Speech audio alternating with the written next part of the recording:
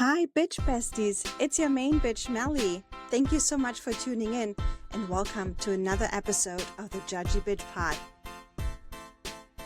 Hi, Lauren. Welcome to the Judgy Bitch Pod. Hi, thank you so much for having me. I'm so excited about this episode. As I told you right before we started recording, I've been struggling a little bit with self-esteem, and I'm so glad we connected. And I can't wait to talk a little bit about self-esteem. What is it? How do you recognize that yours is low? How can you build it back up? Why do you make yourself feel smaller around certain people? How can you just help to be a better person? And that's how you come in. Can you tell my bitch besties how you and I met? Yes, I posted a video on TikTok and you messaged me about it saying how much you liked it. Absolutely. And ever since I've been preparing for this episode, I went on your TikTok. I creeped around a little bit. I watched a lot of videos and I'm just blown away. I really love how you tackle this topic and I love your handle. Let my bitch besties know, what is your TikTok handle? Well, first of all, thank you for saying that. That means a lot. My handle is the Self-Esteemed Counselor. I'm on TikTok. I'm on Instagram as well with the same handle. And I also have one other page on Instagram that is my practice page, which is just Esteemed Counseling Center. It all connects And it's esteemed with an ED at the end. with an ED. Yep. Wonderful. I love that. How did you get into self-esteem work? Well, it started really before I even became a counselor. It really started when I was in grad school getting into becoming a counselor, becoming a therapist. And my program really suggested to go to therapy if you've never gone before. And I never went before. And so I started going. And through that, I had a therapist recommend looking into my own self esteem and seeing my own relationship with myself. And it just opened my eyes. I never read anything like it. I just always thought it was, oh, it's just like how much I like myself, and didn't really understand how much your own relationship with yourself, the way you view yourself, impacts your entire life, your relationships, everything about it. And so it really started there. And then I started you know, my TikTok and Instagram page, the Self Esteem Counselor, around 2021, and really just wanting to not only just tell other people about it, but also keep myself accountable. I think that's one cool thing about being on social media, that it doesn't just have to be for ourselves, it can be for everyone else. So I thought, you know what? It's been so helpful for me. I want to help other people and just tackle all the misconceptions that come with it and really give practical ideas, tools, visuals of what it really is and how it can benefit people. I love that so much. And that's why I invited you to come on, because that's exactly the message I want to share with the bitch besties. But let's start at the beginning. How would you, in simple terms, describe what self-esteem is? I love that question. The simplest way I can define what self esteem is, and this is actually a definition from a resource that I absolutely love. It's called the Self Esteemed Workbook by Dr. Glenn Giraldi. And he writes, self esteem is a realistic and appreciative view of yourself. I love it. I love it because it breaks it down in two ways. You first need to see yourself realistically.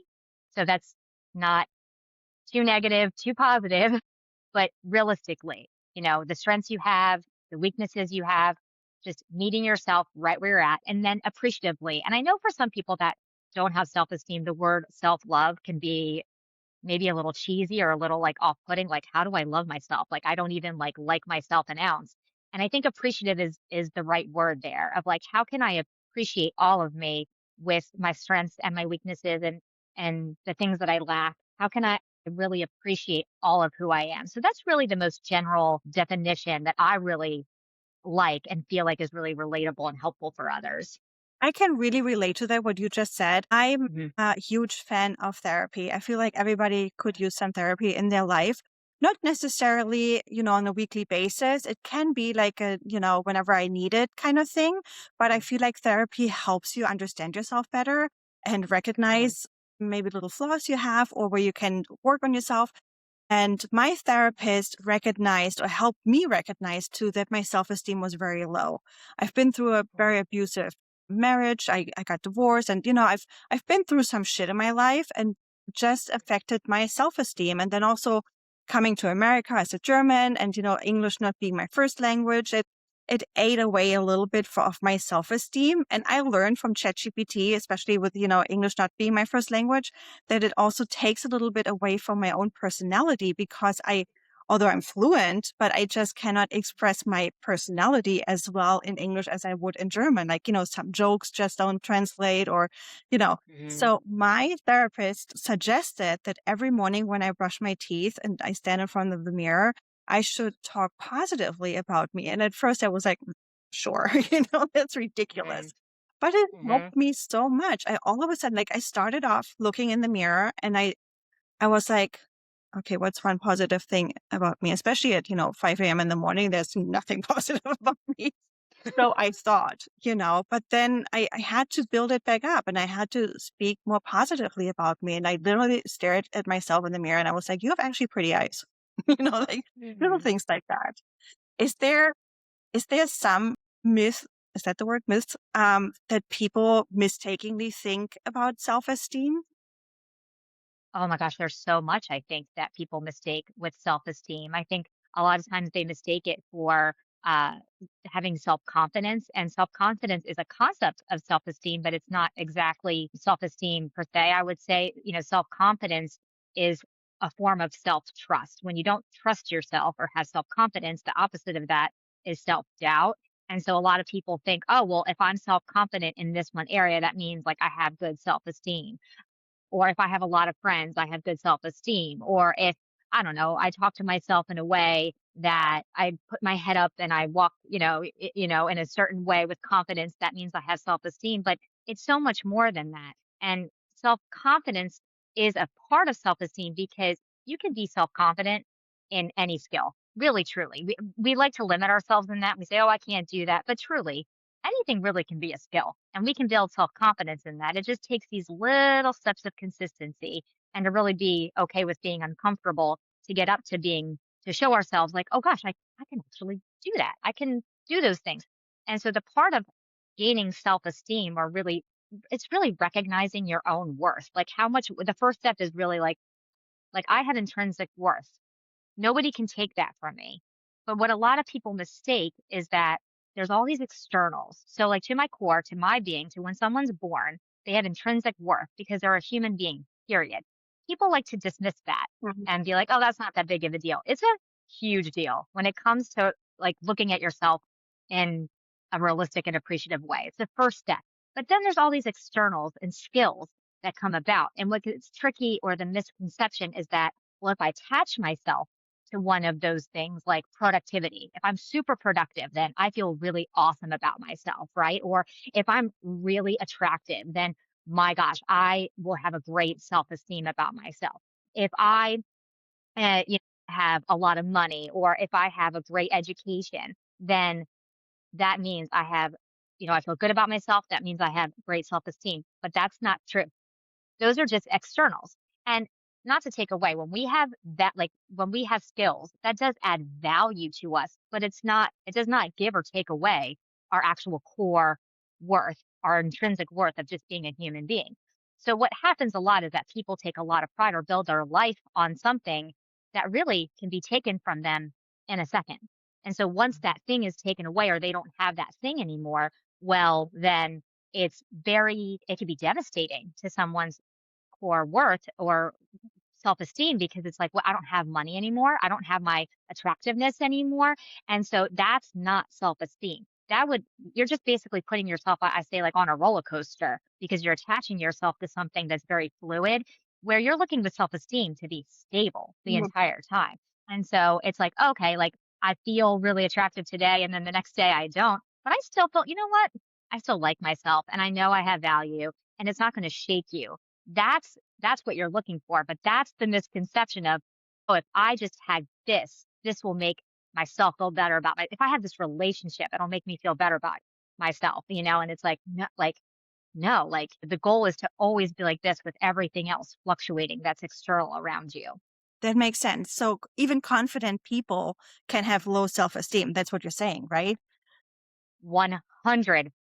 And it's weird because you're like, how does that happen? But we see it all the time. Like people might be great at playing the guitar or being a musician, but they may hate themselves. So that's right there an instance of I don't like that person wouldn't have self-esteem or a realistic appreciative view of themselves, but they have self-trust in playing the guitar or singing. Yeah, that's so interesting. What are Mhm. subtle signs of your self-esteem being low? How can my bitch besties who are listening to us right now recognize their own self-esteem being low and might need some work?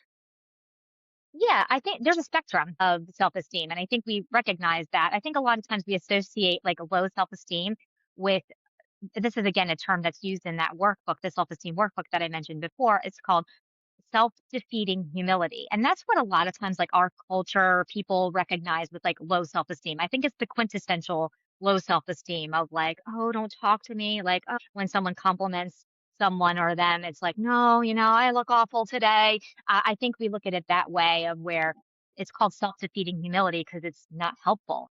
It's not helpful humility. It's like you're to the side of where you're basically just putting yourself down and kicking yourself down. Now on the other side, this is the and I know we're seeing it more and more, and I think a lot of people have an aversion to it, but it's self-defeating pride. And that's where it's I'm better than you. I think I'm the best. And so it's very comparative because it's like, well, I need to put other people down, or I think I'm very deserving. And so you're looking to get in the middle, like to balance that. And so I think it that's a I don't want to say that's a complicated question. There's just a lot of factors where someone could recognize, like, it could be the types of relationships or the situations you put yourself in. Making boundaries can be really challenging for someone with low self esteem, like saying no or aligning with themselves, of just being like, hey, like, I don't want to do that. But, people pleasing is a sign of low self esteem because you're not aligning with who you are. You're thinking the value of pleasing someone else or making someone else happy is better than aligning with yourself. And a lot of people that have self-defeating humility think that's selfish. That's not selfish at all. And then on the flip side, the person with self-defeating pride, they the signs would be like, a lot of arrogance, judgmental, like being really, really judgmental, like putting other people down, making fun of people for what they like, being very like competitive is a huge sign of low self-esteem.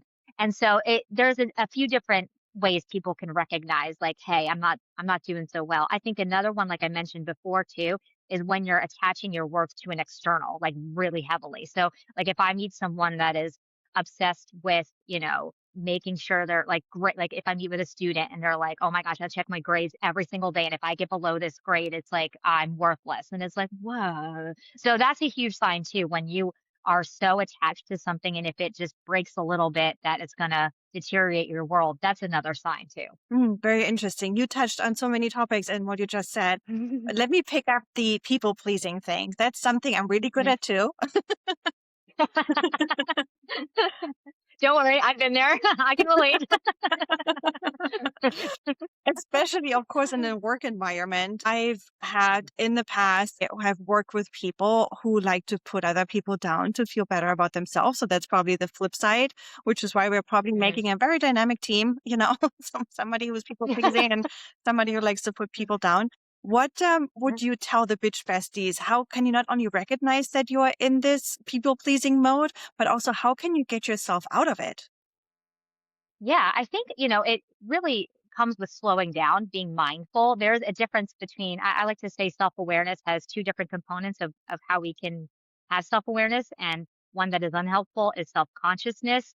That's typically negative. So if it's, you know, like I'm doing so awful, or like, are they looking at me weird? It must be something like I must be making a weird face. Like that's typically self consciousness. But what you're looking for is more mindfulness because there's no judgment, you're calm, you're in the present moment, you're paying attention to things. And so it's really slowing down and recognizing some of those, you know, knowing what it is slowing down, the first step. The second step would also be identifying what your needs are and what your limits are. A lot of people that people please have no idea who they are, what they want, because they're so used to not only seeking external validation, but they're also just so used to, I don't care what we eat. Like you tell me, because they don't wanna get in an argument, they might have a fear of conflict, right? It just might take too much work, but really it comes down to slow down and really pay attention to what you really want. So instead of like the next time this is like, just an example about getting food.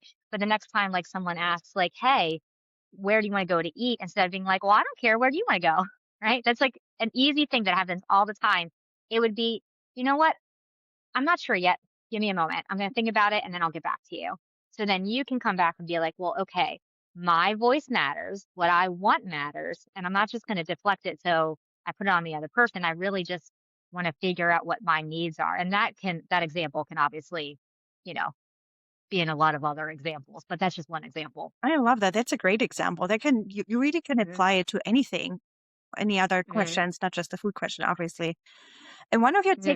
TikToks, I saw you spoke about fawn mode. Can you explain what that is? Hmm.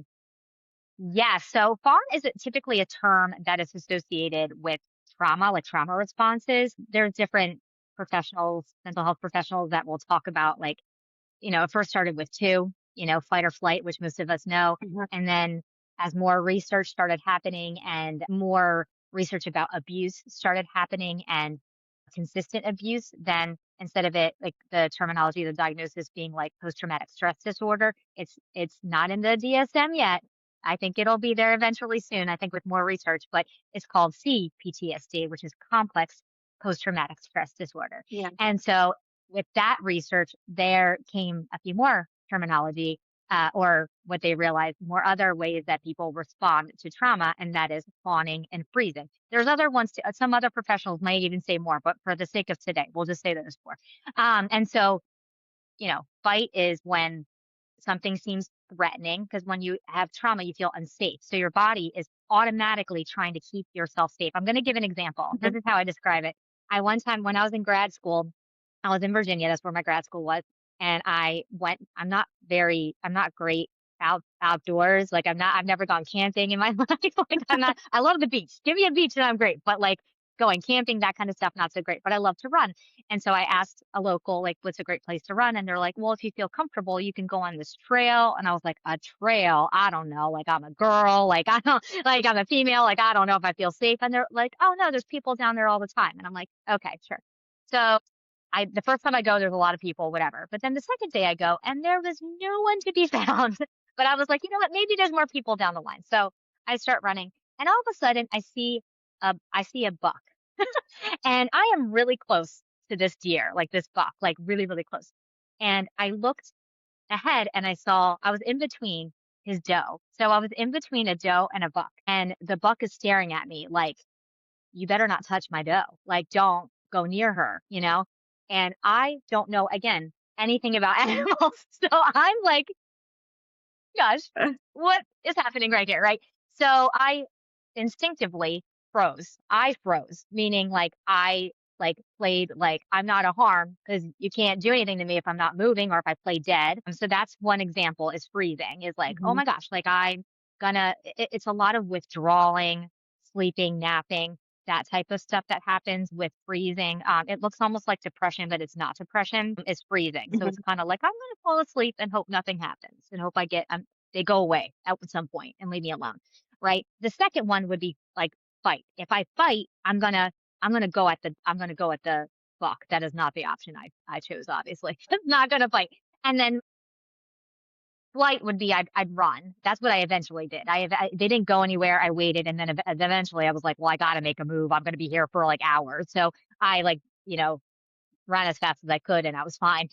I'm here. I'm fine. And typically deer aren't going to hurt me, but now I know that. But flight is run away. But fawning would be. It's going to sound so silly when I give this example with the buck and the doe, but this is what it is, and it makes a lot of sense would be, "Mr. Buck, I'm not a harm to you. See, I'm so friendly. I'm so nice. See, like your beautiful doe can be around me and I'm not a harm. I'll make sure everything I'll set the leaves up real nice and make sure that you guys are all great. Okay? All right, toodaloo." Like that's fawning. So Mhm. it's really making your environment better for everybody else to keep yourself safe, to keep yourself safe from any threat. It's really a way to protect yourself. And it seems like what? So a lot of times people pleasing, sometimes not all the time, can be a form of a trauma response. Your body is alerting yourself, I'm unsafe. And so I need to make sure like I'm super kind, even when you don't want to be kind. Yeah. You know you want to be firm and stand up for yourself. But what comes out is like, sure, I'll do that for you. And then you walk away and you're like, why did I do that? Like, Yeah. why? So I hope that's a good description of what fawning is and actually all four of the trauma responses. That's a perfect description, and that makes so much sense why I'm a people pleaser in my work environment, especially because, of course, I don't want to lose my job, right? So I don't have many Of options. course. Right on. You don't want to lose it, so you would do anything it took to keep that, and so you're gonna be like, "Oh, I'm a joy to be around. I will make your life so much easier." But then, as you see, where are you in that picture? Yeah, You know, that's the problem with fawning because it's like, well, I'm not aligning with myself or my needs or my wants, yeah. and that's where the frustration comes from of like, why do I do this? My coping mechanism is rolling my eyes on the inside that nobody can see on the outside. But The great one. what is a better way to deal with that?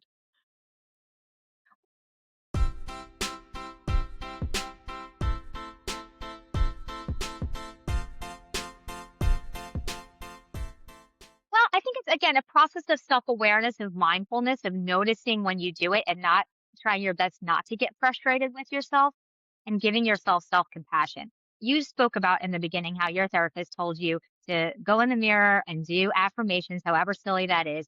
But it's really it self-esteem really does start with how you talk to yourself. We have self-talk.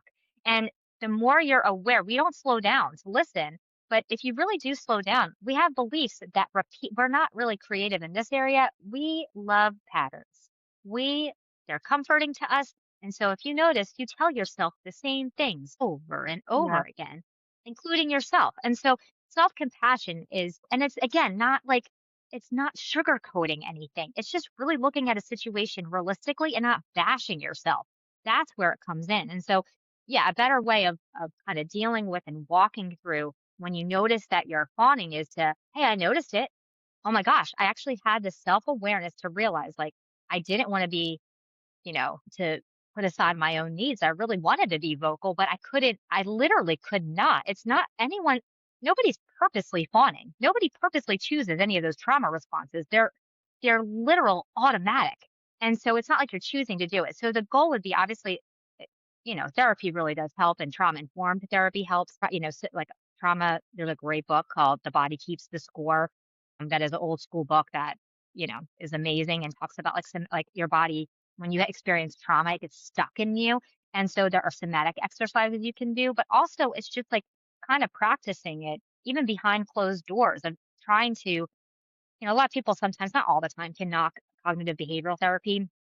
And I mean, I value a lot of different types of modalities and therapies, and I do really respect CBT. And a lot of people, like I've heard, diss it because it's like what you just memorize a new belief and you're fine. And it's like, kind of, but not exactly. Like you're memorizing something different to build that belief in you. There has to be that repetition somewhere. And then when the time comes when you notice that you're fawning, it's like, this is not going to get me what I want. mhm, This is not going to give me what I want. Also, too, there's like, I like to look at cost benefit analysis. We don't really change until the cost gets high enough, too. And so, again, remember, self compassion talk there is I'm doing the best to take care of myself. Like I'm fawning. It's a natural response I'm having to literally protect myself from a threat.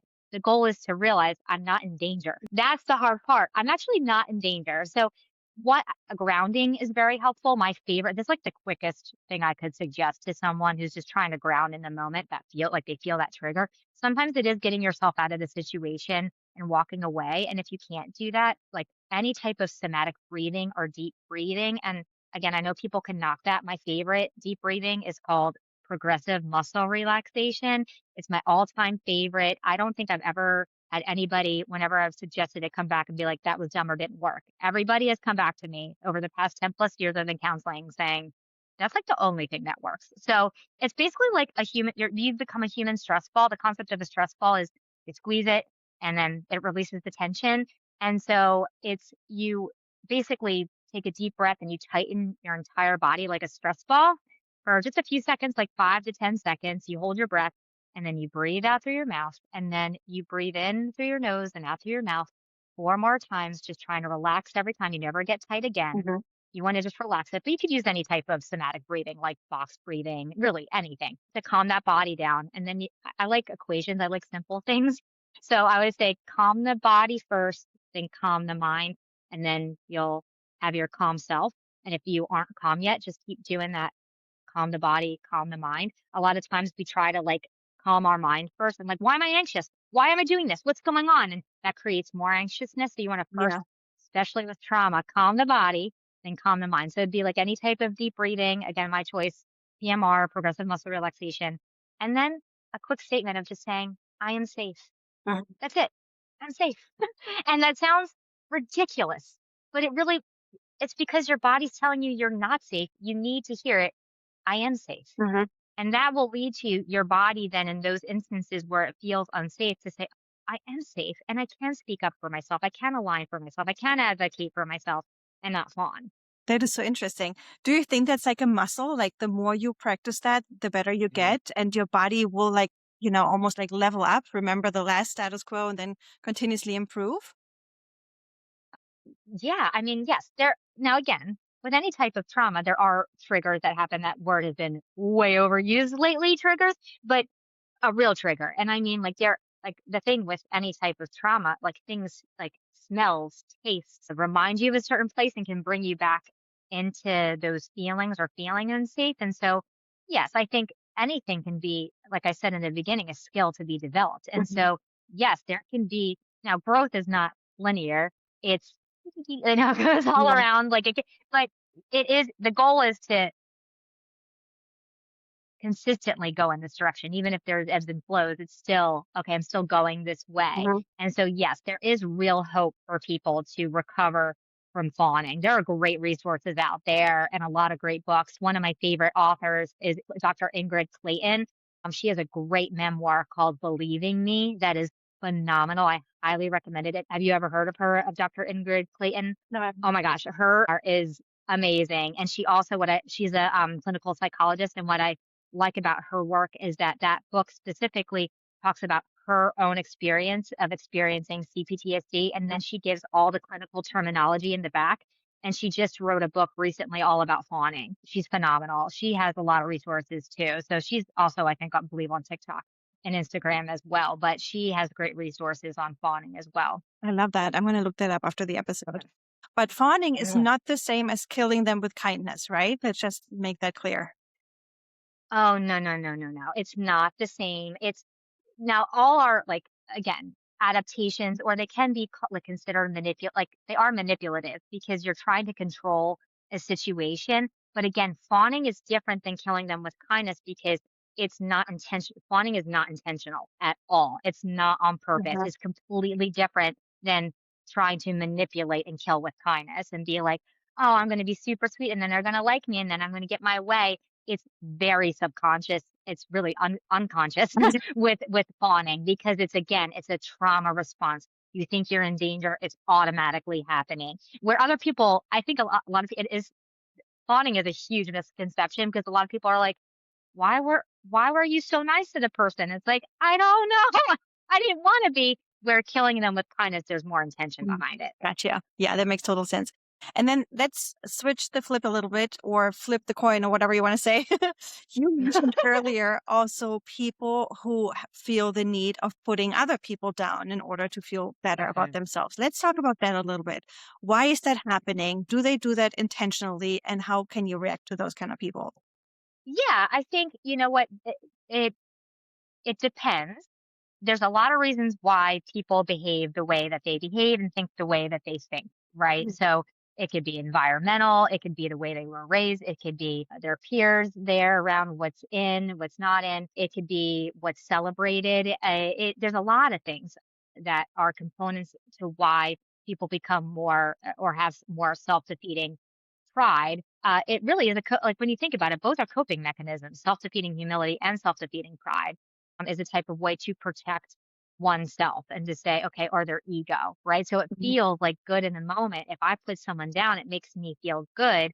But really, that's not like we were talking about before the roller coaster. That's a roller coaster. Also, too, yeah, you might get some people like connection with people for it and like some gathering, but it's like it's not even valid. It's connection over something that's negative. And so, you know, it's not as lasting or sustaining as like, talking about something or lifting people up. It is much harder to lift something up than to bring it down. It's super easy to bring something down. But so that's another reason it's easy to do it. Mm. When people agree with you, it makes you feel good about yourself and your ego. And so it's just really about that. The self defeating pride really is more self focused. That's where it really comes from, where the self defeating humility is very others focused and it's like, who cares about myself? Self defeating pride is very selfish. It's very, I'm the only person that matters. And what I like is the only thing that matters. And so obviously for them, like mindfulness is very helpful too. Sometimes in the instances of self-defeating pride, it's harder because it works for them to be the bully or even worse to be the abuser.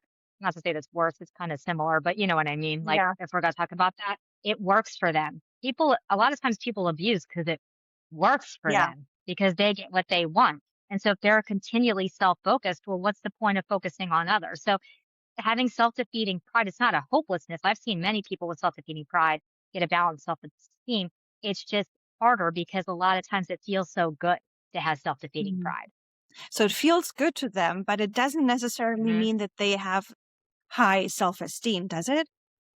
No, not at all, because they don't have high Mhm. self-esteem. It's quite the contrary. It's they have a very like shaken ego. Like like anything. So it's if they get rejected, Mhm. that does not feel good. And then it's like, well, heck with you. They lose a lot of relationship, but they learn to cope by saying, okay, they hurt a lot of people and they don't realize that they're hurting themselves too.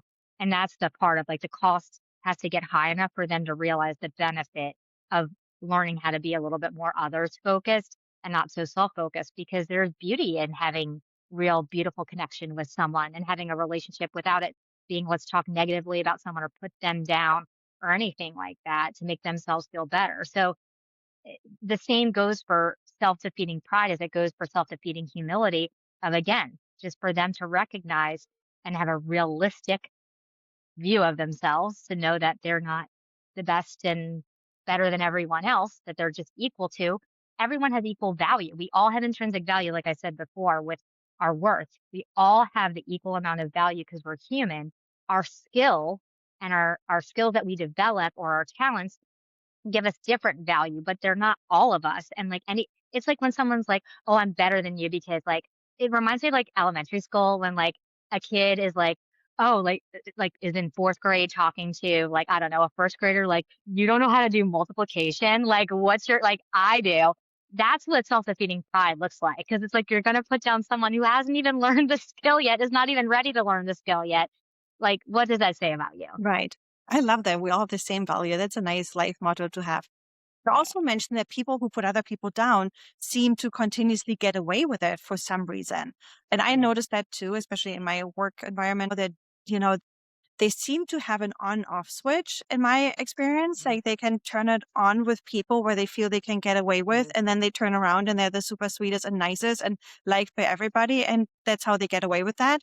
But what is a healthy way of dealing with someone like that, that continuously tries to put you down? Oh, well, that's where advocating for yourself and speaking, that's where energy comes in and exerting and really believing that you're worthy, like knowing your worth, then comes in. Now, there's options with that. Like, is the person willing to listen? If they're not if they're not willing to listen, there's obviously steps. So if they're not willing to listen, you either end the relationship or you have a very distant one, or you only share certain information about yourself. Like, so if they have been you can't share like I don't know, like your favorite TV show. They put down your favorite TV show. Mhm. It's like, well, I'm not going to talk about my TV show with them, but I can only talk to them about work. That might be the difference. You have boundaries with how much you share with that person, especially if you have like it's required for you to interact with that person, which I know happens. It's not like as easy as like, well, that person's out of my life. Well, if you work with them and you have to, that's a little bit different. But you can always, oh, that's why I love talking about self esteem because it's in your circle of control. You have the power to be able to change the way you view yourself and then do something about it and advocate. And now, is it scary to advocate for yourself, especially if you're a former people pleaser and even having fawning involved and even being a freezer, like when you freeze up too? Yeah, like it is challenging, but it's so possible. And once you show yourself you can make those boundaries, and sometimes boundaries aren't spoken, sometimes they're unspoken, Hmm. but you're showing yourself, oh, it feels good to protect myself. It feels good to stand up for myself. So it's not always an argument with, someone, but it is, you can always, like, you always have options. So you get to determine, like, is this person receptive? You don't know unless you try. So if you're just going to assume it, that's, okay, that's fine too. It's your life, but you could always, if you feel like you don't know unless you try. So if it's like, hey, like, the other day I was talking about my favorite TV show and I don't know, you just like put it down and it's a really important show to me. Like I don't understand the need for that. Is that okay that you don't do that next time or just be aware of it next time we talk about, like my favorite TV show or like anything I like. And if you notice from them like, oh my gosh, like you got it. I'm so sorry. I was not aware of that. That's a great sign. But if they're like, okay, sensitive much, like that's giving you a sign that you're not ready Mhm. to have that conversation, and it's like, cool, all right, never mind. And also too, if you have that conversation with the first person that's like, oh my gosh, I'm so sorry, it'll never happen again. And then it happens again and you could, hey, you're doing it again. And oh my gosh, I'm sorry. You're allowed to give people more chances than one or two or three. There's no right or wrong of how to deal with a relationship. It's very nuanced. It's very gray. I know social media likes to put it out there. Well, that person's out of my life or like, you know, which again, sometimes we hold on to relationships too long. But Yep. again, if everybody's situation in life is different, you have to know that's why it's important to have self-esteem because you know your needs and wants and you're aligned. Like this is my line. If anybody crosses this line, non-negotiable. But if you don't have that line, that makes it so much harder to know how to stand up for yourself because it's like, why does it even matter? Like, no one's gonna listen to me anyway, or like whatever. But when you do, it's like not cool. And then you get to decide if you have a relationship or talk about that topic with that person anymore.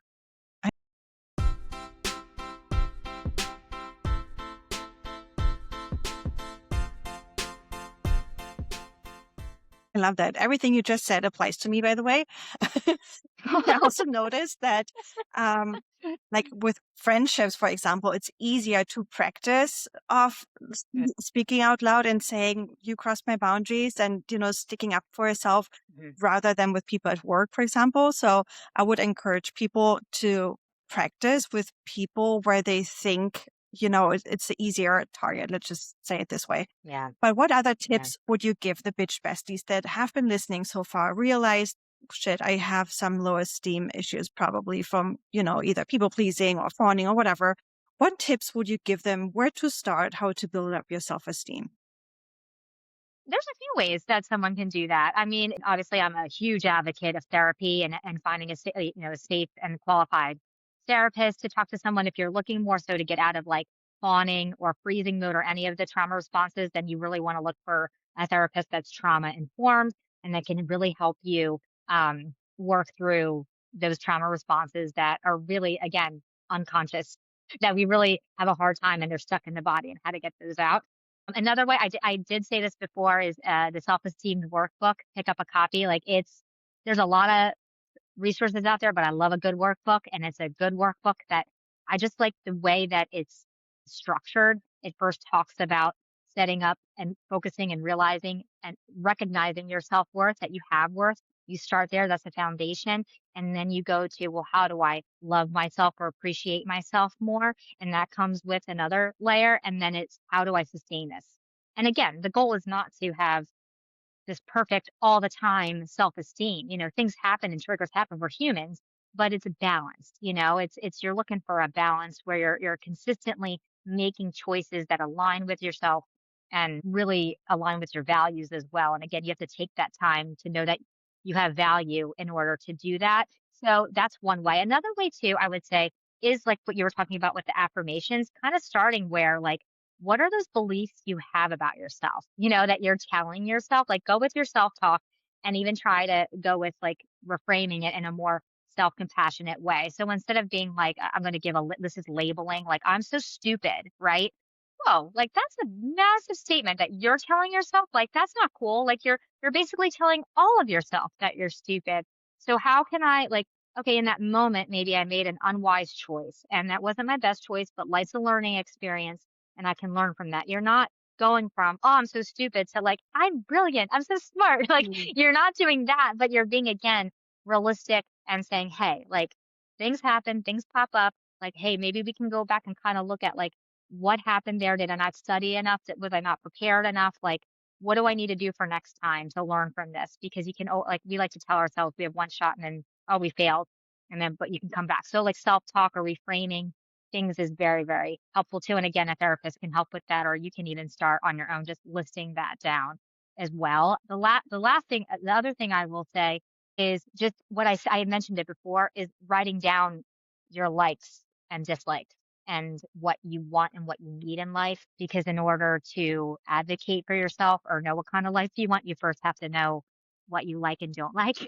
And so, and what your needs are and what they aren't. And so, that's another that can be a little more challenging, but that one as well, it can be helpful to really know, like, okay, like, this is what I want. But when you really know you know your worth and you understand and recognize your worth first, then you're gonna start treating yourself, "Oh, like, I deserve to go for a walk right now. I deserve to have, lunch, right, take a break to have lunch and sit down and eat it mindfully." Like, so that's also a huge component. So I know I just gave like 5 options, but like I'm an options gal I love and I that. know everyone's different. So I get that. So that's why I gave some options. So there's different ways that you can go start your journey of self-esteem. I love that. So, Bitch Besties homework for you guys: be more mindful, watch how you talk to yourself, speak more positively, Sure. write down. What did I forget? There was a fifth one.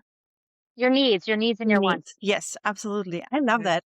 How long do you think it will take? Let's say we start doing this on a daily basis now. We take 5 minutes Mhm. out of our day and we do all these things we just mentioned. How long Mhm. does it take until you recognize you're actually improving your self-esteem? That's a great question. Research shows that once we've learned something in order to change it, it can take hundreds to about 1,000 repetitions for something to change. So our brains are so cool. They're so malleable that our synapses can change. I don't know if you've ever seen Inside Out 1 and 2. Have you I seen have either of not. those movies? Highly recommend them. The second one shows directly how our synapses in our brain change. And so it's not a movie just for kids. It's amazing. So it really is amazing how our brains can change their beliefs. And talking about self-esteem, Inside Out 2 really touches on self-esteem actually in that one.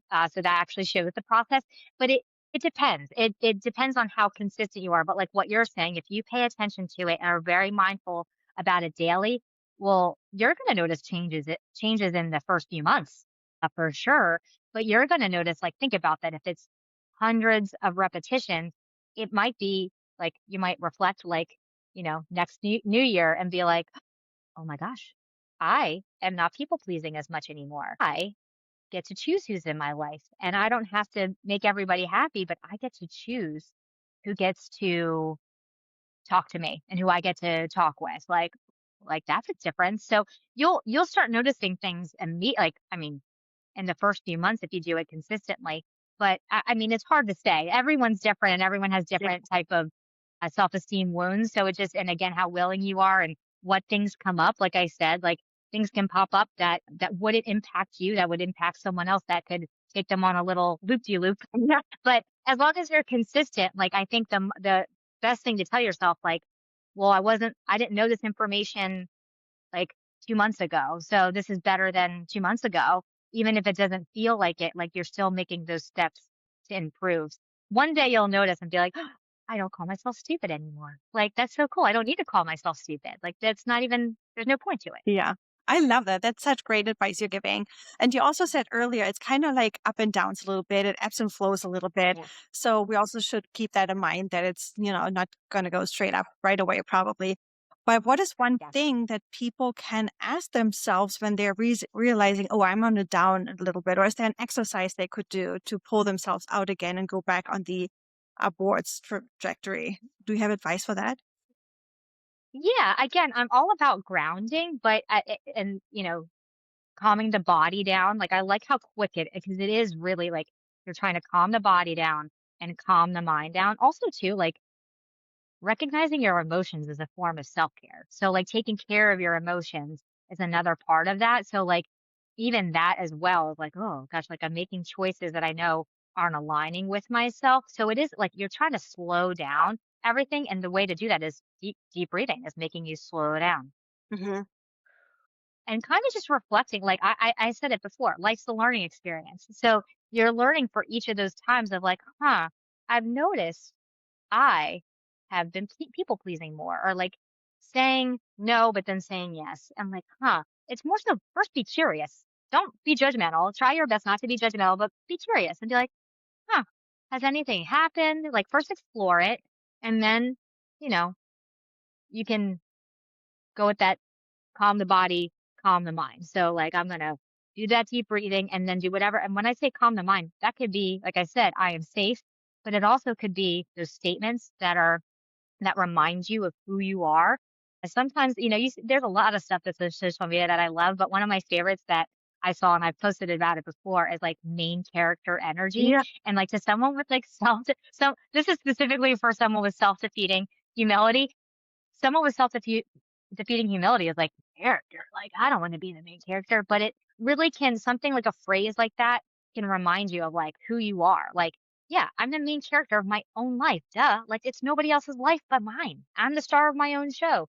And that's not something to hide from, but I I get to make these decisions. I get so there's a lot of reframing that can be done as well. So I would say obviously like, be kind, curious what's going on, and then calm the body, calm the mind. Do any of that deep breathing. It could be go for a walk, to kind of cool down, and walking is amazing practice because it's bilateral stimulation, or this is like butterfly taps if you've ever heard of them, is bilateral stimulation. So it's naturally calming the body down. And then you're able to see a little bit more clearly of like what has been going on the past, week or so, and what is, and also I always say make the step easy. Like, don't make a hard goal. Like, oh my gosh, I'm going to be saying no for the rest of 2026. Like, hold up. Like, maybe it's not saying no. Like, maybe it's you're going to do your best to say no. And if you say yes and you realize shortly after it's a no, we take that as a win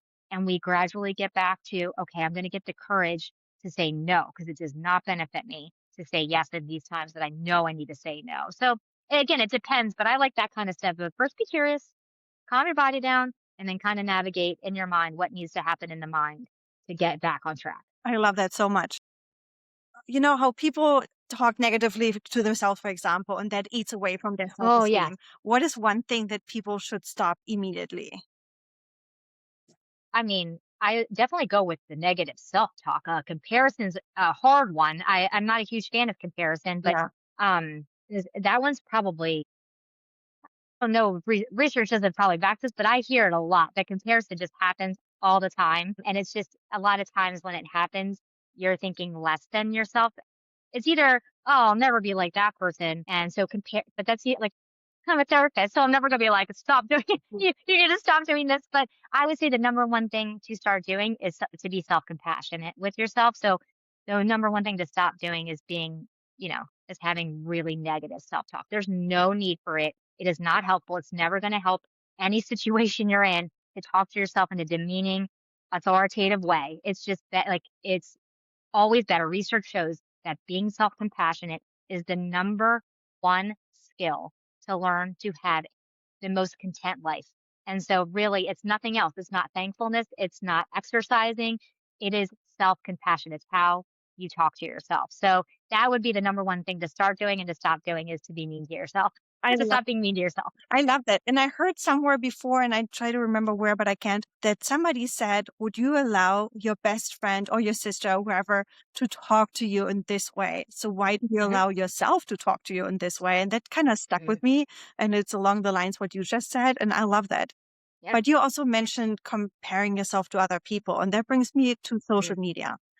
Do you have a tip Hmm. on how dealing with social media? And I know you just recently had your own little experience with somebody not being so nice to you. Yeah, I think, people here, social media is a wonderful thing. And also there's a dark side to it, right? And so comparison when, the way I try to treat comparison is to think of running your own race. You're in your own race. And what I love about like a lot of people can make fun of the running community. I know that, but I'm a runner myself. So I love running. And what I love about running and being in a race is that no one's like, what time do you get? You got that time? Like, shame on you. I got this time. No, it's unheard of to Yeah. have that kind of talk at a race. And it's always, did you PR? Did you have your personal record? It's always reflected about yourself. And I love that because it's like the focus is on you. So just reminding yourself, like, I'm in my own race. They have their, they have stuff you have no idea about. When someone also to criticize, like going back to the criticizing thing, when someone criticizes you, it is always a reflection of themselves. And I will be honest, I forgot that for a moment because I'm human, right? And we're all human. And so when people say something mean or really trying to defame you or anything like that, which happens on social media, it really is a reflection of themselves, which is really hard for someone who's a people pleaser to understand that because they're like, oh, they're mad at me. Oh, no, I need to fix this situation and make them happy with me. But it never had anything to do with you in the first place. Yeah. It's about them always and something that, they take personal. So then, they get on their high horse and think, okay, I need to say this mean thing. So if someone tells you a mean comment or posts something about you that you know is untrue, really the best thing to do is really not say anything Yeah. and respond. But it's hard to remember that when it's like, especially when a lot of people come at you and you're like, whoa, I was not going for this at all. Like, holy cow. But it's always, that's the moments where it's like, wait a second, this isn't about me. Yeah. This is about someone else and what they're going through. And it says more about them than it does about you. Yeah. And I also find it sometimes easier to recognize looking from the outside in, like when it's your situation rather than my situation, I'm emotionally attached Yeah. and I feel emotionally attacked, then of course I react Mhm. differently than when you tell me about a situation. I can give you much greater advice. Would I take it myself if I were in the situation? Might be a little tougher, you know? Well, of course, because and you know why? Because it's triggering something that is valuable to you and means something to you as a human being. And so when that happens, like when you find yourself getting upset, like by someone's criticism or they say something, really, it's pinging at something about you that you value about yourself or that you hold, very highly. So if someone's going to criticize your loyalty, like, oh my gosh, you're like the most unloyal person I know. Like they think they're loyal and you're like, oh my gosh, I've always viewed myself as like a loyal person. Like, how dare they say that? That's why it bothers us because it's like I've always viewed Yeah. myself as this type of person and this person's attacking me for saying I'm this. Like, whoa. But again, it's more about Yeah. them. Yeah. I love that. Lauren, I want to be mindful of our time a little bit, but I do Sure, also want to play one or two games real quick before I let you go. Let's sure. just as a wrap up, is there any final word, advice, whatever, and you know, you can tell my bitch besties to do, to not to do, to work on their self-esteem. What is your final words on this topic? The only thing I will say, I mean, obviously we talked about a lot of stuff today, and I would say anybody can do it. I think sometimes any type of change can be daunting or it can feel frustrating, but really it's in your hands. Like I said before, that's what I really love about a self-esteem journey is that you are in charge of your relationship with yourself and how you view yourself, and it truly can change everything about your life, everything about your life and help you live the life that you truly want to live. And you can get there one step at a time. And it may not be tomorrow, but if you take those consistent steps and show yourself that you matter, you will eventually live a life showing that you matter. I love that. Thank you so much. Lauren, my first game I have for you is called Self-Esteem Check. So I'm going to give you Okay. statements and you say whether they're healthy or needs work. Okay? Okay. Very quick and easy. Love it. The first one is I apologize even when I didn't do anything wrong. That needs a check. Yeah, that needs that needs some work there. Yeah, for sure. Yep. Yeah. Next one is I feel uncomfortable saying no. That will be needs some work for sure. Yeah. Next one is I change my opinion to keep the peace. Oh yeah, it needs work. I need external validation to feel okay. Needs work. Do we have some healthy ones here? I know. I feel guilty for setting boundaries. That is still needs work. I know. You're like, what? That still needs work because guilty. There's no need to feel guilt because there's a belief somewhere. Guilt is a great indicator that you have a belief that's not aligning with what you're doing. So there's some belief that needs to be changed there. So yeah, it needs work. Yeah, but good for you for setting boundaries. And the last Mm. one I have is I can sit with someone being disappointed in me. Oh, that's healthy. We got a healthy one. We got a healthy one. Because we talked about Fawn so much, my next game is boundary or Fawn. So same thing, you say boundary or Concept. Fawn. Yep. I love these games. These are so good. First one is you agreed to plans even though you're exhausted. Fawn. You laugh off a comment that actually hurt you. Fawn. You say, that doesn't work for me without over explaining. Boundaries. Yay! You keep the peace to avoid conflict. Fawning. You ask for clarity instead of assuming you're wrong. Boundaries. You feel responsible for someone else's emotions. Fawning. I love that. That was a good one. That was also a good, exercise to explain what fawning is. Yeah. And my last game I have for you is an ultra quick game called Finish the Sentence, which explains what it is. So the first one is self-esteem is not. It's not self-defeating humility or self-defeating pride. I love that. Fawn mode usually comes from. Or having a traumatic situation happen. Great answer. A healthy boundary sounds like. I don't have time right now to do that, but I'll get back to you if I do have time. Wow. Confidence isn't loud. It's in your actions. I love that. Lauren, this episode was amazing. You gave such great advice. I really enjoyed it.